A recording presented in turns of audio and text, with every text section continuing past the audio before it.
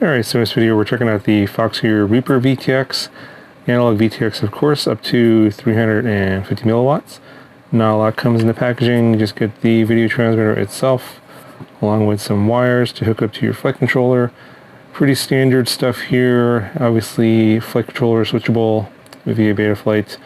Up to 350 milliwatts is the power rating. It is 48 channels, I believe. Slightly larger than the TBS Nano Pro 32 Nano, I believe. I believe it's about the same width, but just a little bit taller, and I think it's about a gram. Yeah, so my scale is coming in at 0.94 grams. So really not a whole lot to say about this. It doesn't come with an antenna. Obviously you have to attach some sort of a micro FL antenna on here.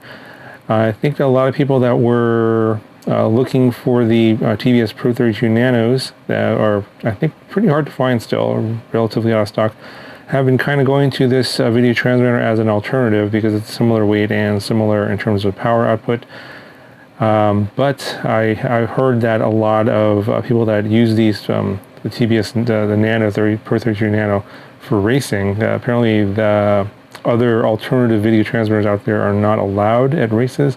Not sure how truthful that is or not, but something I heard some of the comments previously. So something you might want to keep in mind in terms of whether or not you can use this for specific types of spec races. While it might be desirable for the small size and weight, it may not work for your particular race. You'll have to consult your race administrators on that. But for the rest of you that are looking for something for your micro build, something pretty light, this is very viable.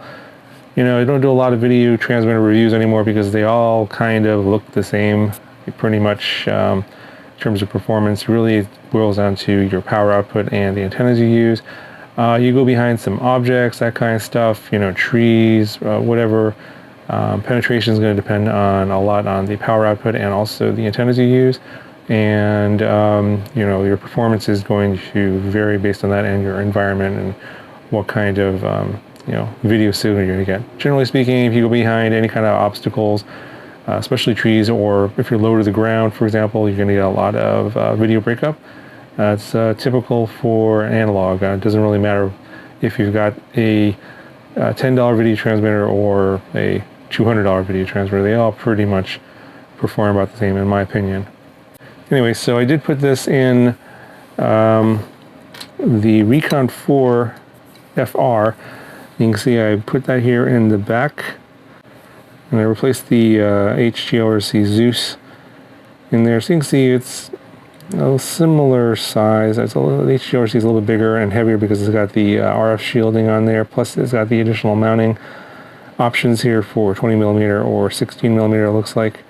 So those are the pros and cons, of course. You know, if you want more mounting options, it's going to add more weight.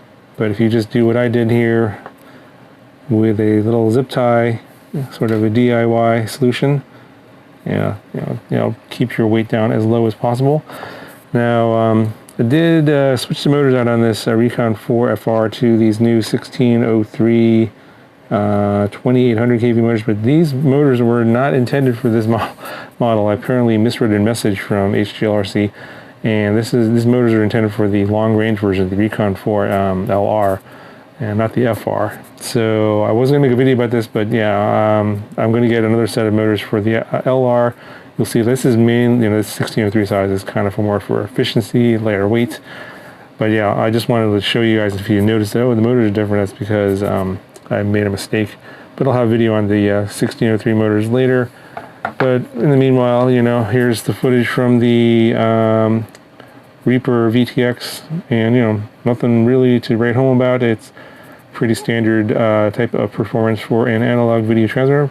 It's not super awesome or terrible. It is your typical analog video transmitter performance. So, and really the thing about this is the price, pretty decent, between $20 and $25 usually, sometimes less, depending on discounts, etc. And it is very light for your micro builds. Okay, that's going to do it for this one. Talk to you guys in the next video.